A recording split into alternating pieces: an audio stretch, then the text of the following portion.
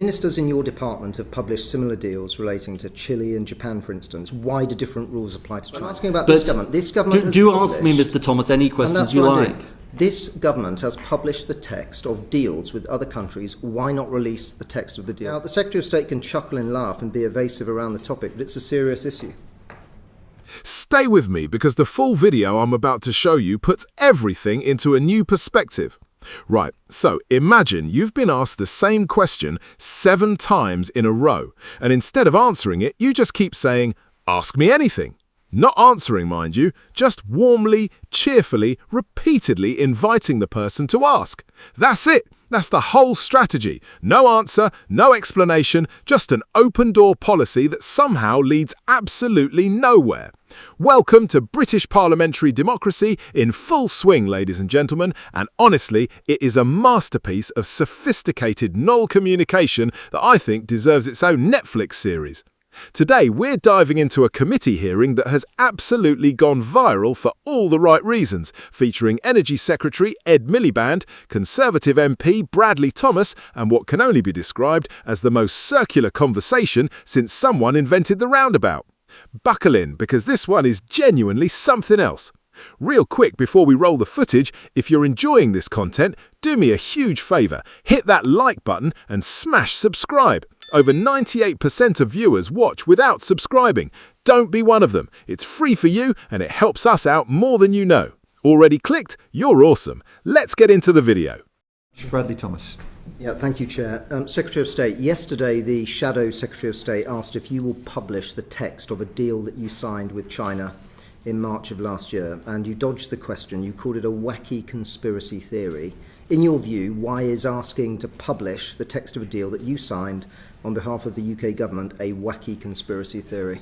We're simply following the practice of the previous government in relation to I think a 2015 memorandum of understanding. But ask me anything about our relationship with China, Mr. Thomas, and I'll answer. Okay, so ministers in your department have published similar deals relating to Chile and Japan, for instance. Why do different rules apply to China? That's the practice that was employed under the previous government. But ask me any questions about our relationship with China and I'll answer them. You know, the sort of topics that Parliament deserves to see the detail on include whether this deal involved commitments not to complain to China about slave labour being used in solar production, supply chains, commitments to maintain resilience on maintain reliance on Chinese supply chains. Do ask me, Mr. Thomas, any questions you like about our relationship to China. This is what I'm doing. So why not publish the text of the deal? Why don't you, as I said, we're following the practice of the previous government. But Secretary of State, you've released the text of deals with other countries. Why is China being treated differently? I'm just explaining to you that we're following the practice of previous governments. But I'm asking about this government. This government do ask me, Mr. Thomas, any questions you like. This government has published the text of deals with other countries. Why not release the text of the deal for China? As I say, we're following the previous practice. I'm talking about this government, Secretary of State. You've released it for other countries. We're following the previous practice, as I said. Text. But do ask me any questions about our relationship with China. So why not release the text? Well, I think I've explained to you the practices that we're following, and with certain countries, certain countries we have certain approaches, and with others we have other approaches. Okay, so if there's a different approach to China, why is China different? Well, as I say, just ask me any questions you like on this. That's what I'm doing. This is the question I would like to ask. So why is China being treated differently? I've answered the question, Mr. Thomas. He's answered that quite a few times. I don't believe he has. He's made reference to the previous government. Whether you like the answer is another matter, but he has. This government has a very inconsistent approach, Chairman. They've released the text of deals with other countries, but not with China. There is a two-tier approach, quite evidently. So if the government is going to apply a uniform approach, why does the Secretary of State not release the text of this deal?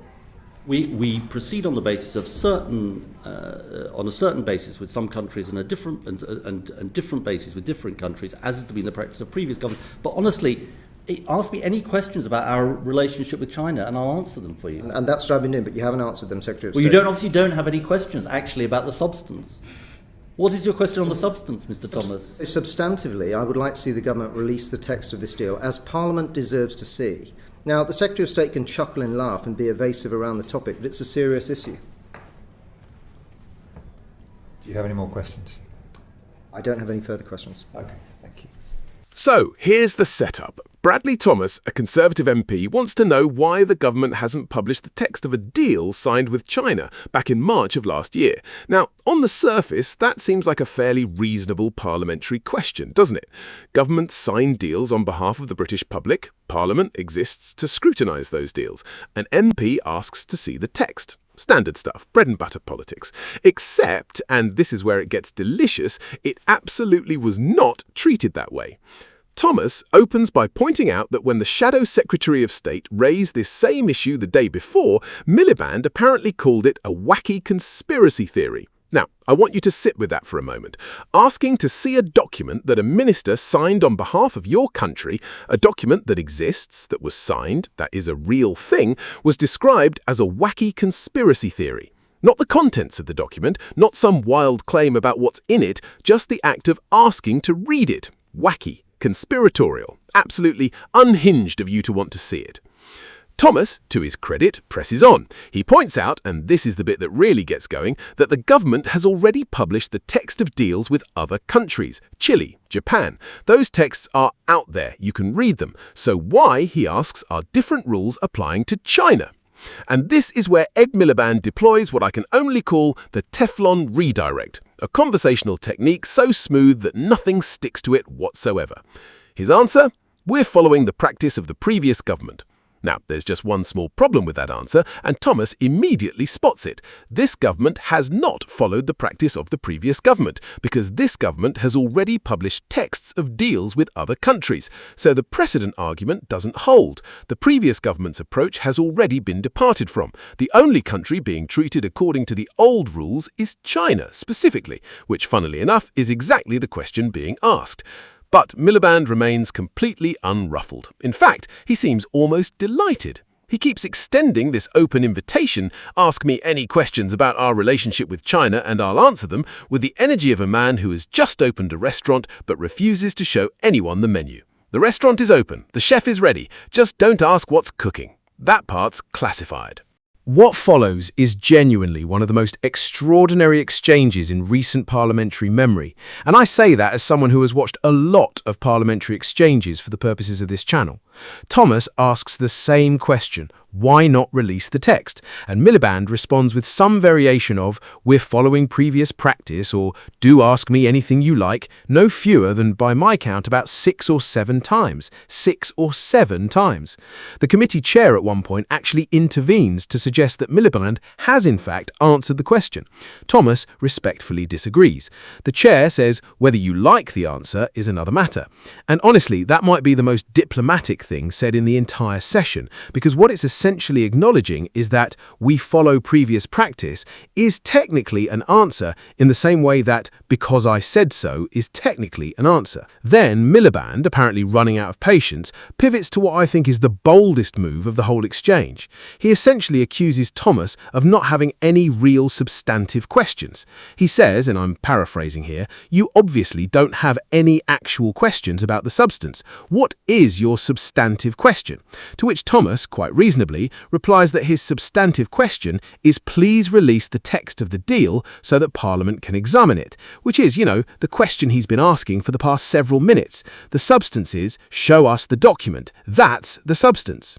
Thomas then raises the real heart of the matter, and this is where it gets genuinely interesting beyond the political theatre. He suggests that Parliament deserves to know things like whether this deal includes any commitments not to raise concerns about the use of forced labour in Chinese solar panel supply chains, and whether it includes commitments to maintain reliance on Chinese supply chains. These aren't fringe concerns. These are the kinds of questions that energy security and human rights campaigners have been raising for years. Whether or not those things are in the deal, Parliament and the public arguably have a right to know. That's not wacky, that's scrutiny. And at that point, Thomas delivers what might be the most politely devastating line of the whole session.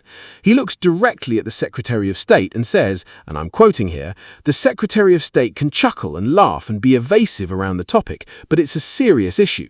And apparently Miliband had indeed been visibly amused at points during the exchange, which, depending on your perspective, is either a sign of a minister who's completely relaxed and in control, or a sign of a minister who has decided that the best response to parliamentary scrutiny is the energy of someone who finds the whole thing rather quaint. The The committee chair then asks if Thomas has any more questions. He says no, he doesn't, because he never got an answer to the one he had. Now look, I'm not here to tell you what to think about any of this. Reasonable people can disagree about transparency norms, about how deals with particular countries should be handled, about whether different diplomatic relationships require different levels of public disclosure. These are genuinely complex questions of foreign policy and trade. What I will say is watching a senior cabinet minister deploy the phrase "ask me anything" repeatedly as a method of avoiding answering anything is the kind of thing that should be preserved in some kind of parliamentary museum. It's almost an art form. There's a commitment to the bit that's genuinely impressive. British politics, whatever your views on any of it, continues to provide content that no scriptwriter could make up. If you pitched this scene to a TV producer, they'd tell you it was too on the nose. And yet, here we are. Real life, real parliament, real committee room. Same question, 7 answers, 0 information.